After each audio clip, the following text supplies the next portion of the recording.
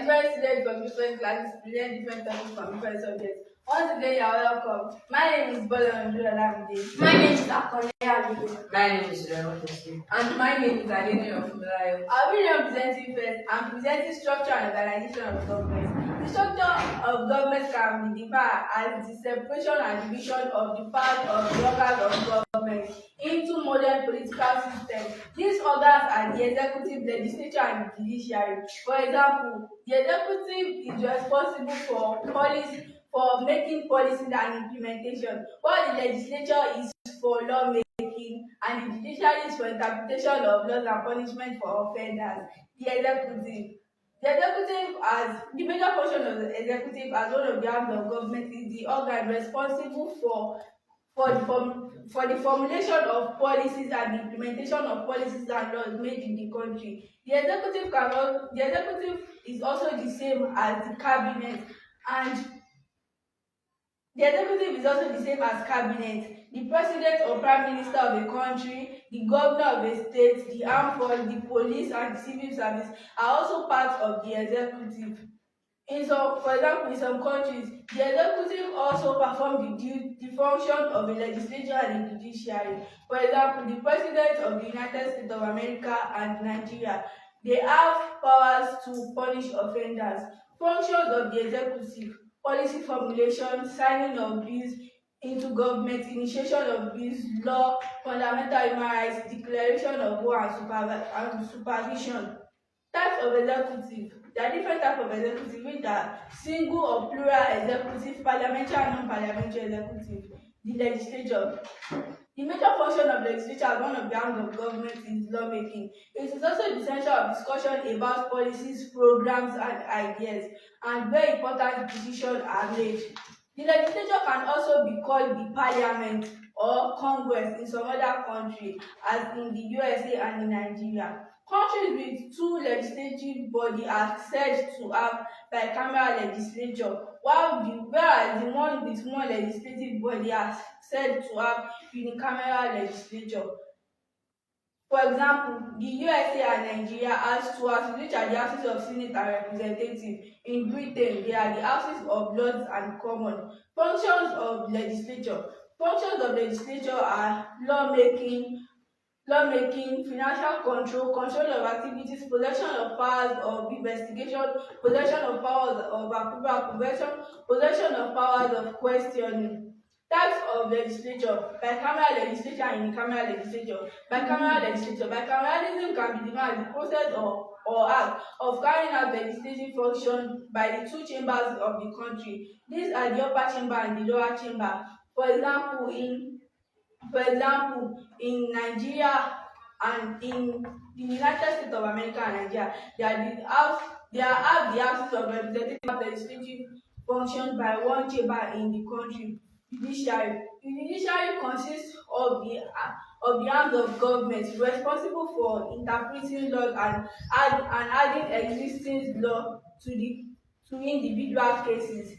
For example, in Nigeria, the judiciary is made up of large number. For example, in Nigeria, the judiciary is made up of large number of different courts, ranging from the Supreme Court, High Court, Appeal Court, down to the magistrate or customary court. Characteristics of legislative: permanence, independence, political neutrality, and code of conduct. Function of the judiciary: punishment for offenders, interpretation of laws, and fundamental human rights. Thank you. And I will be discussing on the topic warehousing. Warehousing is an act of storing goods, produce, or bought in a place until they are needed. Warehousing ensures that there is a regular and steady supply of goods. Features of warehousing: convenient location. They should be located as conveniently as possible to potential users. The adequate mechanical appliances and facilities to loading, unloading, and refrigeration. spectaceous accommodation spectaceous accommodation to facilitate easy movement of goods, equipment, and people. Availability of office for administrative staff. Type of warehouse. There are five types of warehouse, namely bonded warehouse, state warehouse, wholesalers warehouse, public warehouse, and manufacturer warehouse. Bonded warehouse. Bonded warehouse is a place where whose custom duties have not been paid for which custom duties have not been paid, which are stored until the duties are settled. State warehouse. State warehouse is owned by the government, is owned and controlled by the government of a country. Wholesale warehouse. Wholesale warehouse is also controlled by the wholesaler who keeps and store goods who keep and store varieties of goods, but manufacturer warehousing. Manufacturer warehousing is owned by the producer of goods and services. Public warehousing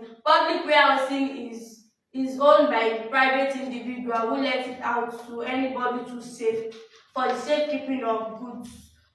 Factors that should be considered in settling a warehouse: location, factory, nearest to the market, nearest to the distribution center, operating cost, transport, cost of building warehouse, transportation, customer buying pattern. And problems or disadvantages of warehousing: problem verifying inaccessibility, unreliable supply, lack of manpower, lack of stock valuation. Thank you. Now we'll be presenting next. I'll be presenting chemistry. Acid.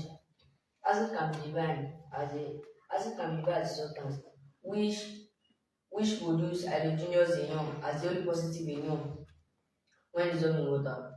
Classes of acid. There are two main classes of acid, namely organic acid and inorganic acid. Organic acid are acid that occurs as a natural product in plant and animal material. Inorganic acid are acid that can be produced from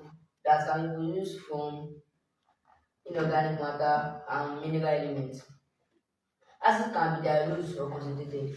A dilute acid is the acid that is produced from the mixture of a large amount of water and a small amount of acid. A concentrated acid. The concentrated acid is the acid formed produced from the mixture of a small water with the mixture of a relatively large amount of acid.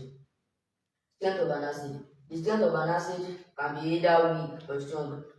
Strong acid are acids that are completely ionized in aqueous solution. Just acid having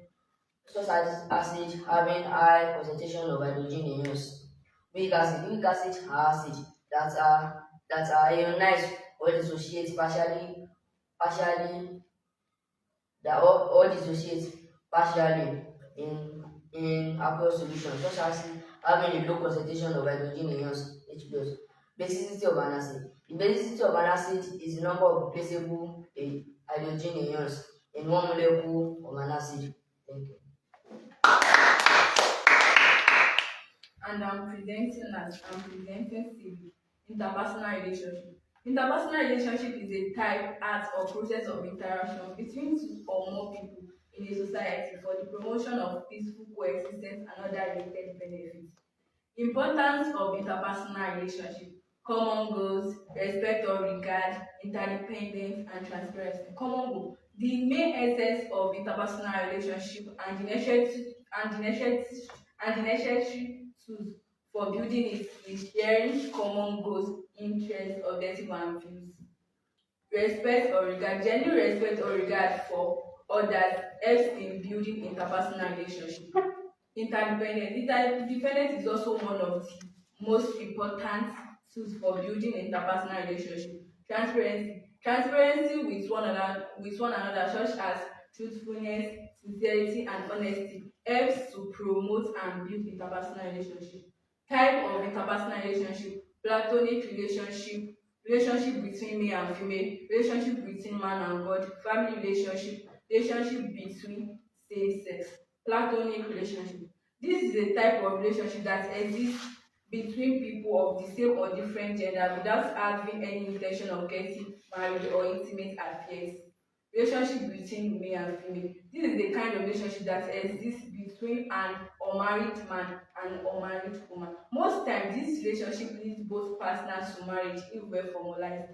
Relationship between man and God. This is the kind of relationship that exists between creator and his creature. Family relationship. This is the kind of relationship that exists among members of the same family. Relationship between same sex.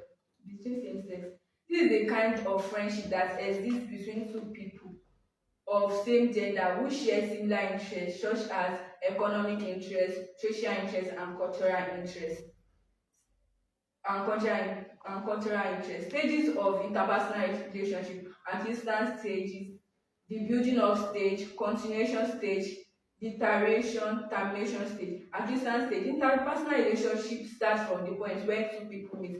People can meet in church, school, market, etc. Building up stage. This is the stage where relationship extend beyond just knowing each other. At this stage, people develop strong, deep, and genuine confidence, hope, and trust for each other. Hope and trust for each other. Deterioration. This is the stage where all the flames for relationship begins to want. Termination stage. This is the stage when the relationship ends either by the death of one partner, separation, or divorce. Basic skills that promote interpersonal relationship: tolerance, patience, kindness, honesty, respect. Tolerance. People should tolerate their partner for their relationship to last long. Kindness. This one is essential to help promote interpersonal relationship. At this stage, both partners are likely to help other at the point of their need. Honesty. Meekness, and fairness help individuals to promote interpersonal relationship. Respect. Both partners should have deep down respect and cheerfulness towards each other. Ways by which acts of kindness can promote interpersonal relationship: being selfless, being accommodating, showing empathy, showing kindness, respecting each other, willingness to assist others, giving deserved attention to others. Obstacles to interpersonal relationship: deceit, malice, sadness, communication compatibility. Deceit. People engaged in interpersonal relationship should not deceive each other for their relationship to last long. Sadness. People engaged in any kind of relationship should always learn to put smile on their face and be cheerful towards each other. Malice. People engaged in any kind of interpersonal relationship should not cultivate the habit of malice and unforgiving spirit. Communication. There should be effective communication between the partners no matter how far or near they are. Compatibility. Character is the main subject of interpersonal relationship. Intercommunal relationship can be defined as a relationship that exists between two or more communities. Importance of intercommunal relationship: promotion of peace and unity, promotion of political development, enhancement of security, promotion of government program, promotion of intercommunal relationship. Skills needed to resolve intercommunal conflicts in the society: dialogue, mediation, reconciliation, litigation, negotiation, mutual respect, peacemaking, tolerance, cooperation. Thank you. We have come to the end of today's subject presentation. We hope you learned something new today. Let us know in the comment section. Make sure you follow, Like, Share. And comment. see you next week. Bye.